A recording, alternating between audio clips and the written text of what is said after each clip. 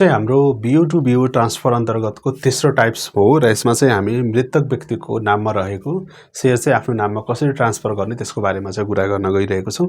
योभन्दा पहिला चाहिँ हामीले दुईवटा टाइप्सको बारेमा अलरेडी कुरा गरिसकेका छौँ। यदि तपाईँले भिडियो हेर्नु भएको छैन भने चाहिँ हाम्रो पहिलाको भिडियो चाहिँ गएर हेर्नुहोला।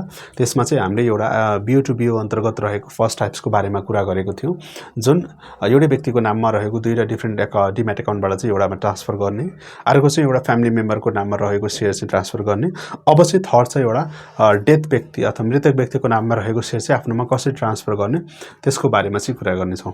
प्रथम त तपाईँको जुनसुकै बिओ टु बिओ ट्रान्सफर अन्तर्गतको जुन एउटा बेसिक भनौँ न तपाईँको प्रोसेस छ, त्यो प्रोसेस अलमोस्ट सेम नै छ। र त्यो प्रोसेस के हो म तपाईँलाई अलरेडी अरू भिडियोमा पनि भनिसकेको छु, यो भिडियोमा पनि मैले तपाईँलाई बुझाइदिन्छु।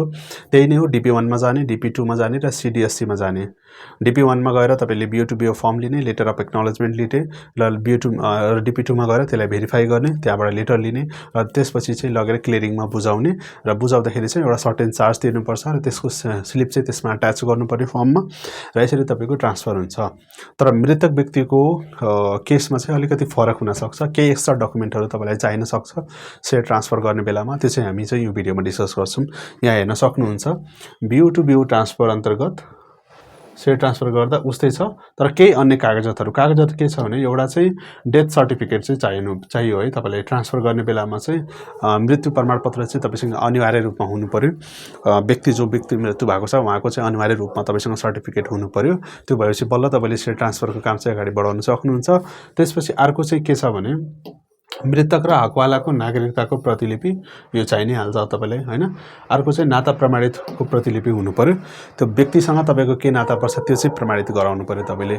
मृतक व्यक्तिसँग तपाईँको के नाता हो त्यो चाहिँ तपाईँसँग चाहिँ प्रमाणित गराएर अनि बल्ल ट्रान्सफर गर्न सकिन्छ। र अर्को चाहिँ एउटा छ परिवारको सम्पूर्ण व्यक्तिको नागरिकताको प्रमाणपत्र।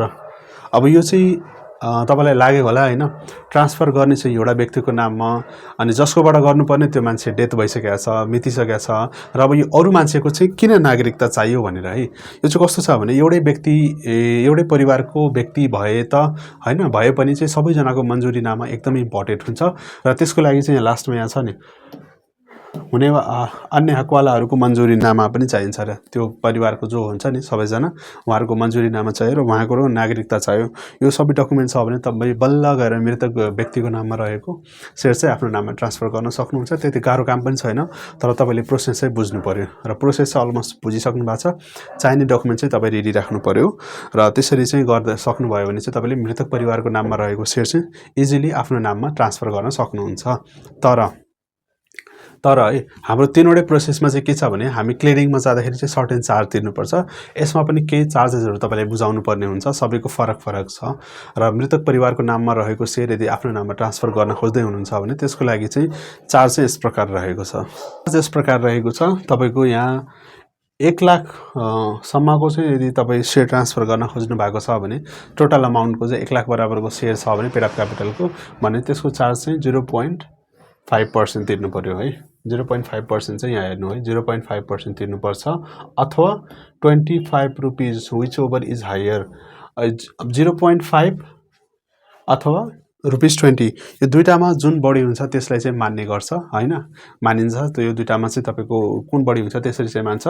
र 1 लाखदेखि 5 लाखसम्मको सेयर छ हैन, भ्यालुएसनको सेयर छ भने चाहिँ 0.2% अथवा 500 रुपिस दुईटामा जुन बढी हुन्छ त्यसलाई चाहिँ मानेर तपाईँलाई त्यसको चाहिँ बिल काट्न चाहिँ लगाउँछ।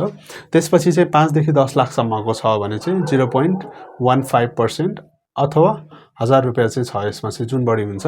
र 10 लाखभन्दा बढीको छ अमाउन्टको सेयर छ भने चाहिँ 0.1% अर्थात् 1500 दुईटामा जुन बढी हुन्छ त्यो चाहिँ मानिन्छ। सो यसरी चाहिँ तपाईँ मृतक व्यक्तिको नाममा रहेको सेयर चाहिँ आफ्नो खातामा ट्रान्सफर गर्न खोज्दै हुनुहुन्थ्यो भने चाहिँ तपाईँको जुन चार्ज लाग्ने चाहिँ चार्जेसहरू हुन्छ चाहिँ यो छ। यसमा अलिकति केही तलमाथि हुनसक्छ, अब नयाँ अपडेट हुन्छ, तर यही नै हो। तपाईँको त्यो चार्ज तिरिसकेपछि त्यसको स्लिप चाहिँ त्यसमा एट्याच गरिन्छ अनि बल्ल तपाईँको सेयर ट्रान्सफरको प्रोसेस चाहिँ अगाडि बढाइन्छ। अब यो मृतक व्यक्तिको नाममा रहेको सेयर ट्रान्सफर गर्दाखेरि चाहिँ एकदमै जान्नुपर्ने कुरा चाहिँ के हुन्छ भने चाहिँ मृतक व्यक्तिको नाममा रहेको सेयर ट्रान्सफर गर्दाखेरि चाहिँ अलिकति फरक तपाईँ जानुपर्छ। अलिकति फरक तरिकाले चाहिँ यसमा चाहिँ अब प्रोसेस रहेको छ र त्यो फरक के छ भने सबै कुराहरू सेम छ, तर यसमा एउटा समस्या चाहिँ कहाँ आउँछ भने तपाईँको जस्तै आज फर्म बुझाउनु भयो भने चाहिँ डे 1 हैन, 1 डे छ भने यसले चाहिँ के गर्छ भने 35 डेजसम्मको लागि चाहिँ हाम्रो सूचना निकाल्छ है। सूचना निकाल्छ कि यो सेयर चाहिँ कसैले त्यो दिनभित्र त्यो 35 दिनभित्र चाहिँ दाबी गर्न आइपुग्यो भने चाहिँ त्यो ट्रान्सफर चाहिँ रोकिन्छ। तर 35 दिनभित्रसम्म चाहिँ कसैले कुनै पनि दाबी गरेन भने चाहिँ त्यो सेयर चाहिँ ट्रान्सफर गरिन्छ। सो अरू कुरा लगभग सिमिलर छ। एउटा मात्रै कुरा के फरक छ भने चाहिँ यो 35 दिनको लागि उनीहरूले नोटिस निकाल्छ है, र 35 दिनको नोटिसमा यदि कसैले क्लेम गरेन भने चाहिँ बल्ल तपाईँको जुन सेयर ट्रान्सफरको प्रोसेस छ बल्ल बढाउँछ। सो यसले चाहिँ अलिकति टाइम लिन सक्छ र मृत व्यक्तिको नाममा रहेको सेयर ट्रान्सफर गर्दाखेरि चाहिँ अरूको भन्दा अलिकति फरक हुनुको कारण नै यही हो। तपाईँले फर्म भर्ने बित्तिकै सेयर ट्रान्सफर हुँदैन, 35 दिनसम्म कुर्नुपर्छ। उनीहरूले सूचना निकाल्छ आफ्नो पोर्टल र आफ्नो जस्तो उसबाट चाहिँ वेबसाइटबाट, र त्यो सूचनाको आधारमा यदि कुनै पनि व्यक्तिले 35 दिनभित्र क्लेम गर्न आएन भने चाहिँ बल्ल गएर तपाईँको त्यो सेयर चाहिँ तपाईँको नाममा ट्रान्सफर गर्न सकिन्छ। यसरी मृतक व्यक्तिको नाममा रहेको सेयर पनि आफ्नो नाममा ट्रान्सफर गर्न सकिन्छ, सिम्पल प्रोसेस फलो गरेर जानुभयो भने चाहिँ।